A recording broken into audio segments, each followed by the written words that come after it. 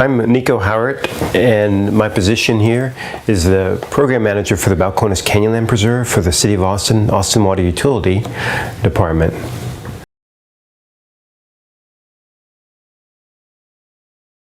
Well, in the case of the Golden Cheek Warbler, the issue isn't so much. There were just a very limited number back in the 1980s when they were listed as endangered.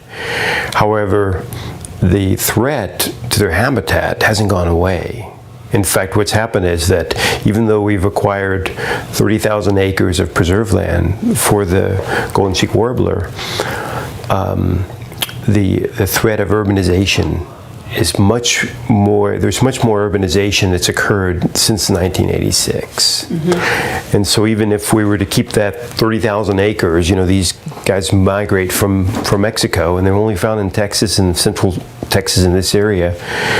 So as long as there's going to be urbanization, there's going to be decreasing habitat, and there are going to be threats to the existence of.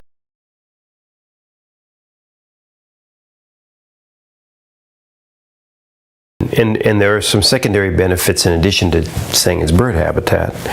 And part of it is, of course, there's also lands that a separate program called Water Quality Protection Lands acquired primarily in South Austin.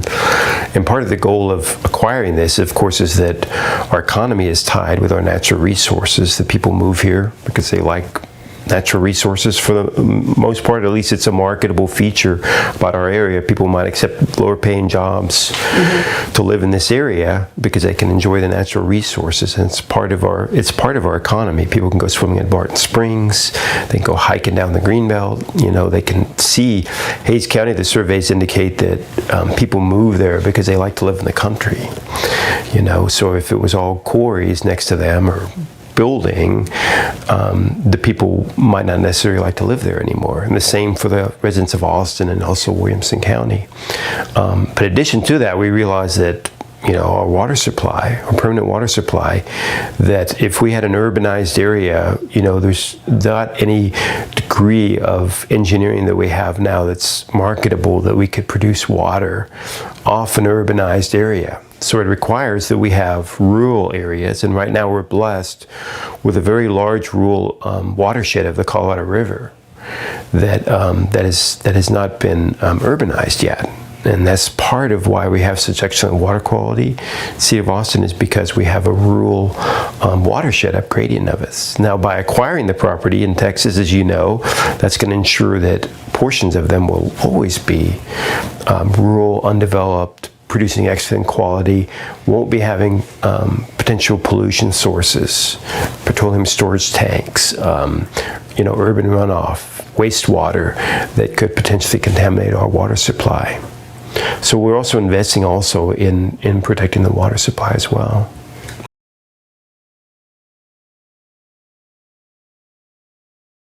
Okay, so there are several aspects, some approaches on that question you ask. One of them is strictly a regulatory issue, is that we do have federal regulations that require that when species become endangered and listed endangered, which a number of our cave invertebrates are, that we're required to take steps to protect them. And that's because, okay, we don't care about anyone else. What does it matter to us? Well, there's federal regulations that want to preserve them for future generations, whether we're care about it or not, you know. And so we are required by federal regulation and a permit that we developed with the Department of the Interior back in 1996, that we would protect a number of caves. And part of what that allows is it allows surety to people, for example, who want to develop by acquiring and protecting these 62 caves. We're ensuring that other caves can potentially be damaged and the invertebrates in them through development, which many of them are. And the species will still be viable in the future. So that's the strictly regulatory aspect. And the permit we have for protecting a certain number of caves and areas allows development in the other areas. Otherwise, there would be a regulatory nightmare to have to review every single development that's going to go on by Fish and Wildlife to make sure that that's not going to have a large effect on the whole system in general, because we have the surety of the permit.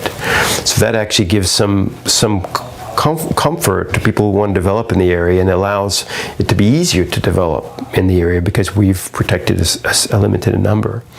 Now, from a human aspect of it, is that the cave invertebrates, just like we do, they need water, they need space. So if we don't appreciate the open space that they appreciate as well, there's the aspect that they need clean water just like we do. So if we don't care about the water quality going into the caves that comes down to the aquifer, comes out of our wells, comes out the springs that feed the Colorado River, eventually it will be a concern when we start having more pathogenic outbreaks, these kind of problems. So the cave species, by protecting them, we're also helping to protect our water supply and making our city more livable and marketable for people who want to come here and want to enjoy the natural resources as well. And it's part of our economy. We realize that once it's no longer a natural